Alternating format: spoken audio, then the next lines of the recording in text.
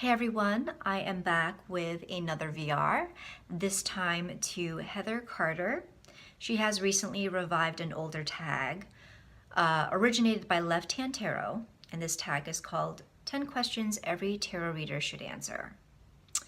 So let's start with question number 1. Were you mentored or were you self-taught? I am self-taught in that I sought out various online resources, and then I bought a book, and so that's how I began my learning.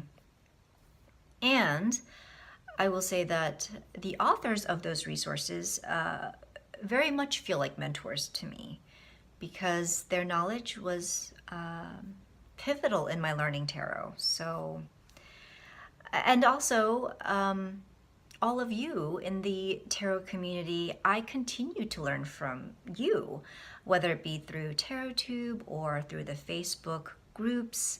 So I would say in that way it's a blend, feeling like I am being mentored and self-taught.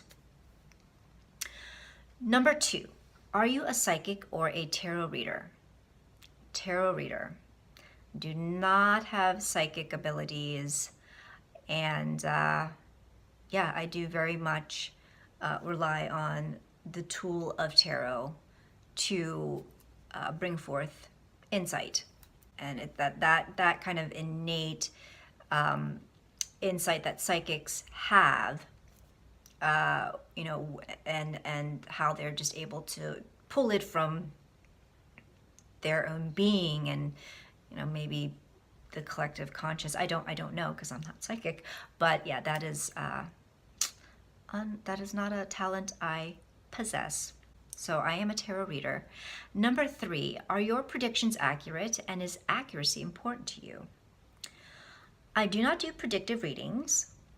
That is just not how I use tarot, and there is nothing wrong with predictive readings. There are people out there who want those types of readings, and there are tarot readers out there who provide those types of readings very well. That is just not my forte, and so so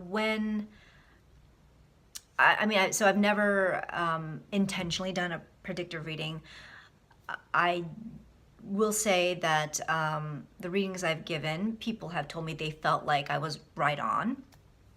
And I have said before in previous videos that, the people that I give readings to, they usually know beforehand, or I let them know if they're, they haven't received a reading from me before, that the way I do tarot, it's very much a dialogue. I would say that it's not accuracy that's as important to me as the reader walking away from our conversation, from the reading, and feeling like they have the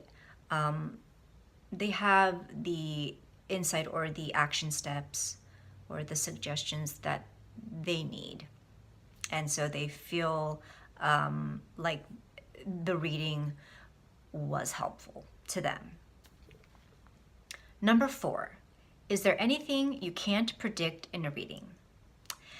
Yes, I cannot predict anything in a reading because I don't do predictive readings. Number 5, do you use only tarot or are you multidisciplinary? I guess I'm multidisciplinary.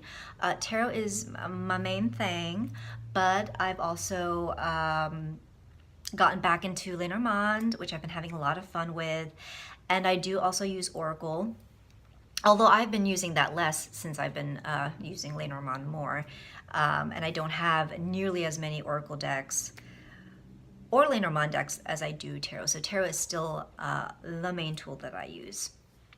Number 6, is the message in the cards or in your head? In my head. I use tarot to bring forth I guess, yeah, I use tarot to bring forth, knowledge that or insight that I feel like I already possess, and just bringing my subconscious to the forefront. So, yes, in my head. Number 7, are you a priest or a fortune teller? So this question is a little confusing. So when we say priest versus fortune teller, do we mean priest as in more of that traditional spirituality as opposed to fortune teller, more new age woo? Because if that's the case, neither. I am just a friendly ear and a friendly voice to hopefully provide support and some helpful suggestions. Number 8, are you a fixer or a looker? When I give myself readings, I am more the fixer. I am looking for possible solutions to a situation, and that is what I'm using tarot for. When I'm giving a reading to someone else, I take on more of the looker role in that, I look at the cards, I tell the person what I feel the cards might be conveying.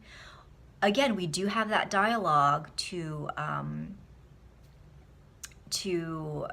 explore possible solutions, possible action steps, but it is on that person to then actually take those action steps and use those possible solutions. So they take on the fixer role. I do not. Number 9, do you read for free or for a fee? I am not a professional tarot reader, and so if I have friends or say friends of friends, acquaintances who come to me for that occasional reading here and there, I totally do it for free. It's not a big deal at all. There are a couple friends that ask for more regular readings, and they do know that they do need to provide some compensation, and that is in the form of edible sustenance. And what I mean by that is some type of baked delicious good like cupcakes or macarons from my favorite bake shop or a quick brunch somewhere. So I like to be paid with food. Is there anything you won't predict in a reading? So I've covered this already, I feel. I don't do predictive readings. I leave that to the experts and the professionals who do and who are awesome at it. So if we're talking kind of more general subjects that I don't want to do readings for, they are subjects that you've already heard from other tarot tubers as ones that they probably wouldn't want to touch either. So we're talking major health issues, legal matters. If we're trying to do a reading about another person without their knowledge.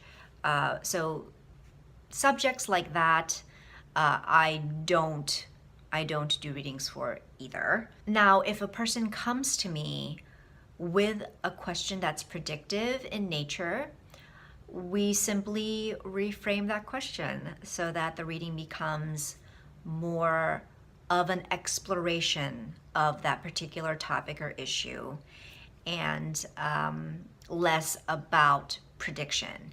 And I have never had anyone complain about that. So that's it for this VR. Thank you so much for hanging out with me. Thanks to Heather for reviving this tag, and I will see you again soon.